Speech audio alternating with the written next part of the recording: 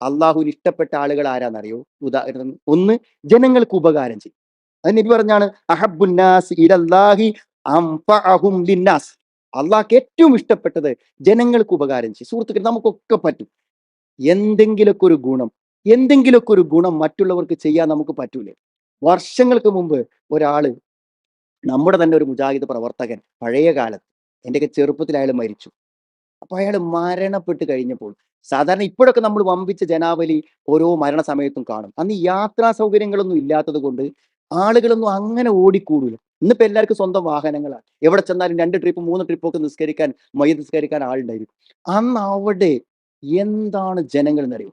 ആ ജനങ്ങൾ ഉണ്ടെന്ന് മാത്രല്ല, നിങ്ങൾ ആലോചിക്കണം, ആ വീട്ടുമുറ്റത്ത് നിൽക്കുന്ന മുസ്ലിങ്ങളല്ലാത്ത ആളുകൾ, അമുസ്ലിങ്ങൾ, അവിടുത്തെ വ്യത്യസ്ത വർഗ്ഗങ്ങളിൽപ്പെട്ട അവരൊക്കെ നിന്ന് കരയാൻ. നമ്മളൊക്കെ ഇപ്പൊ ഇന്ന് പോയാൽ ഒരു മരിച്ചിടത്ത് ഇപ്പൊ ആരെ കരയണ നമ്മൾ കാണല്? മനസ്സിലായില്ലേ? ആരാ കരയണ കാണാൻ? ആരാ കര- ഞാൻ ഈ കഴിഞ്ഞ ദിവസം എനിക്കൊരു അത്ഭുതകരമായ അനുഭവം. ഒരു കാരണവർ മരിച്ചിറക്കാണ്. അപ്പൊ അയാളെ 2 മക്കള് എന്ത് ചെയ്യുന്നുണ്ട്, ആ മരിച്ചവർ വന്നിരിക്കണ കസേരയിൽ അവരാ 2 മക്കളും ഇരിക്കുന്നുണ്ട്. അപ്പോ ഞാൻ അതിന്റെ അടുത്ത് ഇരിക്കണ്.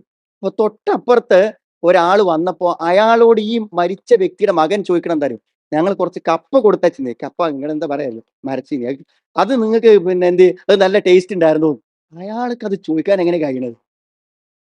ഒരു 80 കൊല്ലം അയാളെ പോറ്റി വളർത്തിയ വാപ്പ അവിടെ കിടക്കുമ്പോൾ അടുത്ത് വന്നിരിക്കുന്നവരോട് ആ വിശേഷം ചോദിക്കാൻ, അത്രേ ഉള്ളൂ സുഹൃത്തുക്കളെ. ഞാൻ എല്ലാരെ കുറിച്ചും പറയാനല്ല. എന്നാ നോക്ക്, നിങ്ങൾ ഒരു ബന്ധമില്ലാത്തവൻ അവിടെ കരഞ്ഞു കിടക്കുന്നത് എന്തോടെ അറിയുള്ളൂ? അയാൾക്ക് കിട്ടിയ ഉപകാരങ്ങൾ മനസ്സിൽ ഓർമ്മ ഉണ്ട്. നമ്മളെ കുറിച്ച്, നമ്മുടെ മയ്യത്ത് കിടത്തുമ്പോൾ നമ്മളെ കൊണ്ട് എന്ത് പ്രയോജനം കിട്ടി എന്ന് അവർ പറയും. നിങ്ങളെ കൊണ്ട് ഒരു പ്രയോജനം കിട്ടിയവൻ എല്ലാ വെള്ളക്കെട്ടുകളും താണ്ടി നിങ്ങളുടെ മയ്യത്തിന് പിന്നിൽ വന്ന അള്ളാഹു മഗ്ഫിർ ലഹു എന്ന് പറയും. ആ വന്നവർക്കൊക്കെ ഒരു പ്രയോജനം കിട്ടിയിട്ടുണ്ട്. വാക്കുകൊണ്ടോ ജീവിതം കൊണ്ടോ എന്തെങ്കിലും നൽകാൻ നമുക്ക് പറ്റുമോ എന്ന് ആലോചിക്കണം. അള്ളാഹുവിന് ഏറ്റവും ഇഷ്ടമുള്ളവൻ ജനങ്ങൾക്ക് ഏറ്റവും ഉപകാരമുള്ളവനാണ്. അപ്പൊ അള്ളാഹിന് ഇഷ്ടം കിട്ടാനുള്ള മാർഗം എന്താ? നമ്മളെ കൊണ്ട് ആളുകൾക്ക് പ്രയോജനം വേണം സുഹൃത്തുക്കൾ.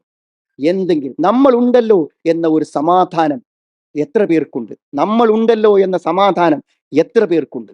അതാണ് നമ്മുടെ വിജയം. അത് നമുക്ക് സാധിക്കണം. ആശ്വാസം കൊണ്ടോ പണം കൊണ്ടോ സാന്നിധ്യം കൊണ്ടോ ആർക്കെങ്കിലും. അഹബ്ബുന്നാസി ഇലല്ലാ അൻഫഅഹും ലിന്നാസി. ജനങ്ങൾക്ക് ഏറ്റവും ഉപകാരമുള്ള ആളാണ് അള്ളാഹുവിന് ഏറ്റവും ഇഷ്ടമുള്ള ആള് എന്നാണ്. പിന്നെ അള്ളാഹ് ഇഷ്ടപ്പെട്ടാൽ ഹുസ്നുൽ ഖാത്തിമത്ത് കൊടുക്കും, നല്ല മരണം. എന്താ നല്ല മരണം എന്ന് പറഞ്ഞാൽ? നല്ല മരണം എന്ന് പറഞ്ഞാൽ സുഹൃത്തുക്കളെ, നല്ല മരണം എന്ന് പറഞ്ഞാൽ കള്ളുടിച്ചിട്ടോ തോന്നിയാസം ചെയ്തിട്ടോ വേണ്ടാത്തരം ചെയ്യുമ്പോഴോ മറന്നു വീടുണ്ടല്ലോ, അതാണ് ഏറ്റവും മോശപ്പെട്ട മരണം. നല്ലൊരു പ്രവർത്തനം ചെയ്തുകൊണ്ടിരിക്കെ മരിക്കണത് നല്ലതന്നെ. നിസ്കരിക്കുമ്പോൾ ഒരാൾ മരിച്ചു, നോമ്പുകാരനായി മരിച്ചു, ജുമാക്ക് പങ്കെടുക്കും മരിച്ചു, സുജൂദിൽ പോയി കിടക്കും മരിച്ചു. നല്ലൊരു മരണം അള്ളാഹു നല്ല ആളുകൾക്ക് നൽകും. നല്ലൊരു സാഹചര്യം, ദീനിനെ കുറിച്ച് ചിന്തിക്കാനും ഈമാനോടുകൂടി ആലോചിക്കാനൊക്കെ പറ്റുന്ന നല്ലൊരു സാഹചര്യം കിട്ടും. അതുകൊണ്ട് ആരെങ്കിലും എവിടെയെങ്കിലും കിടന്ന് മരിച്ചാൽ അത് നല്ലതല്ല എന്നല്ല, അവരുടെ മനസ്സിലും അവരുടെ ചുറ്റുപാടിലും ആ ഒരു ദീനുണ്ടാവും. ഇനിയിപ്പോ ഒരു അസുഖം വന്നാൽ, സാധാരണ മാരകമായ ക്യാൻസർ ഒന്ന് വന്നാൽ വാപ്പാനെ അറിയിക്കേണ്ടെന്നാ പറയാം. ഡോക്ടർമാരും അതന്നെ പറയാൻ തോന്നുന്നുണ്ട്, അറിയിക്കേണ്ട, ആകെ ടെൻഷൻ ആവുന്നതാണ്. അപ്പോ കഴിഞ്ഞ ദിവസം ഞാൻ ഒരു ക്യാൻസർ രോഗിനെ കാണാൻ വേണ്ടി അവിടെ ഒരു പരിപാടി ഉണ്ടായിരുന്നു. അപ്പൊ ആ പരിപാടിക്ക് കുറച്ച് നേരത്തെ പോയിട്ട് അയാളത്ത് പോയി. നമുക്ക് പറയുന്ന ഒരു സുഹൃത്താണ് അത്. അപ്പൊ അയാളെ കണ്ടു. അപ്പൊ അദ്ദേഹത്തിന്റെ അടുത്ത് വന്നിട്ട് ചോദിച്ചു, എന്തെങ്കിലും എനിക്ക് പറഞ്ഞു തരും എന്ന് അദ്ദേഹം എന്നോട് പറഞ്ഞു. അപ്പൊ ഞാൻ എങ്ങനെ അദ്ദേഹത്തോട് പറഞ്ഞ കാര്യം എന്താ വെച്ചാൽ, നിങ്ങളൊരു കാര്യം ചിന്തിക്കേണ്ടത്, ഇനി എത്ര ദിവസം ജീവിക്കും എന്നുള്ളതല്ല, പക്ഷെ ഇനി കിട്ടുന്ന ദിവസം എന്ന് പറഞ്ഞാൽ നിങ്ങളുടെ ജീവിതത്തിൽ ഏറ്റവും അധികം നിങ്ങൾക്ക് പരലോകത്തേക്ക് വരുമാനമുള്ള ദിവസമാണ്. കാരണം ജീവിതത്തിന്റെ സമാപനത്തെ മുന്നിൽ കണ്ടുകൊണ്ട് നിസ്കരിക്കാൻ പറ്റുമോ? ജീവിതത്തിന്റെ സമാപനത്തെ മുന്നിൽ കണ്ടുകൊണ്ട് ഇസ്തിഗ്ഫാർ നടത്താൻ പറ്റും നിങ്ങൾക്ക്. ജീവിതത്തിന്റെ അവസാനത്തെ മുന്നിൽ കണ്ടുകൊണ്ട് നിങ്ങൾക്ക് ഖുർആൻ ഓതാൻ പറ്റും. ഇതൊരു വല്ലാത്ത ചാൻസാണ്. അപ്പൊ സുഹൃത്തുക്കളെ, രോഗം വന്ന് കുറച്ച് ദിവസം കിടക്കാറിഞ്ഞാൽ ഇടങ്ങേറായിട്ട് നമ്മളൊക്കെ കാണുക, ഇടങ്ങേറ് തന്നെയാണ്. നമ്മൾ നല്ല അസുഖങ്ങളൊന്നും ഇല്ലാതെ തന്നെ മരിച്ചു പോകേണ്ടത്. പക്ഷേ അങ്ങനെ വരുമ്പോൾ അയാളോട് പറയണം, മാറി നമുക്ക് മാറാൻ എന്താ സുഹൃത്തുക്കളെ? അള്ളാഹുവിന് മാറ്റാൻ കഴിയാത്ത അസുഖങ്ങൾ. നമുക്ക് ഈമാൻ വേണം, വിശ്വാസം വേണം, നമ്മൾ പ്രാർത്ഥിക്കണം, ചോദിക്കണം, അത്ഭുതങ്ങൾ സംഭവിക്കും. ഒരു സംശയമല്ല, അത്ഭുതങ്ങൾ സംഭവിക്കും. പിന്നെ ഞാൻ എൻ്റെ സുഹൃത്തിന്റെ വീട്ടിൽ ചെന്നപ്പോൾ അദ്ദേഹത്തിന്റെ ഉമ്മനെ അദ്ദേഹം കാണിച്ചു തന്നു. ഏത് ഉമ്മനെ കാണിച്ചു? 30 കൊല്ലം മുമ്പ് ക്യാൻസർ വന്നിട്ട് ഓപ്പറേഷന് വേണ്ടി കൊണ്ടുപോയപ്പോൾ ഡോക്ടർ പറഞ്ഞ് ഓപ്പറേഷൻ ചെയ്യാൻ പറ്റൂല. മനസ്സിലായി? നിങ്ങൾ എന്തെങ്കിലും കുറച്ച് മരുന്നിട്ടൊക്കെ നമുക്ക് ചികിത്സ. 30 കൊല്ലമായിട്ട് ഇപ്പോഴും ഉണ്ട്.